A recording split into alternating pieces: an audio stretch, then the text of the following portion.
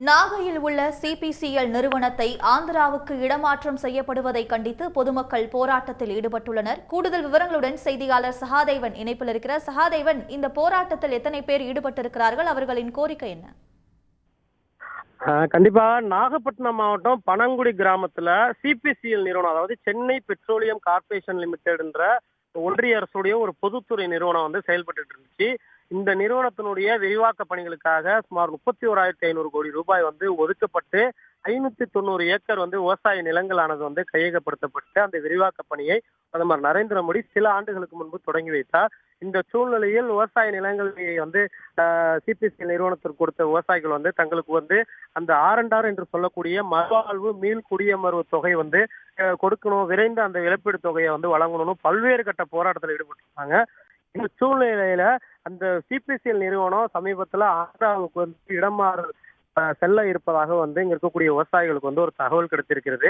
இதனை அறிந்த பனங்குடி கிராமத்தை சேர்ந்த கிட்டத்தட்ட சன்னமங்கலம், அதே போல சமுத்திரபுரம் உள்ளிட்ட பகுதிகளை சேர்ந்த 1000க்கும் மேற்பட்ட பொதுமக்கள், விவசாயிகள் இங்க ஒரு பேரணி சிபிசிஎல் நிறுவனத்திலிருந்து கிட்டத்தட்ட 2 கிலோமீட்டர் தூரத்திற்கு ஒரு பேரணியை நடத்தி தற்போது சிபிசிஎல் குடியிருப்பு வளாக வாசலில் ஒரு தர்ணா போராட்டத்தில் ஈடுபட்டு கொண்டிருக்கிறார்கள். அவர்கள் இந்த சிபிசிஎல் நிறுவனம் தமிழ்நாட்டினுடைய வளர்ச்சிக்காகவும் நாகப்பட்டினத்தை சுற்றுவட்டாரத்தை சேர்ந்த இளைஞர்கள் வேலை வாய்ப்பு பெறுவதற்குண்டான ஒரு நிலைக்காகவும் உருவாக்கப்பட்டது. இதனை ஆந்திராவுக்கு இடம் மாறுவதற்கு நாங்கள் ஒருபோதும் அனுமதிக்க மாட்டோம். அதுபோன்ற R&R தொகையை விவசாயிகளுக்கு உடனடியாக வழங்க வேண்டும். இங்க இருக்கக்கூடிய இளைஞர்களுக்கு வேலை வாய்ப்பை சிபிசிஎல் நிறுவனம் உறுதி செய்ய வேண்டும், அதனை ஒன்றிய அரசும் உறுதி செய்ய வேண்டும் போன்ற கோரிக்கைகளை வலியுறுத்தி இவர்கள் சிபிசிஎல் நிறுவனத்திற்கு எதிராகவும் ஒன்றிய அரசுக்கு எதிராகவும் கோஷங்களை எழுப்பி வருகிறார்கள்.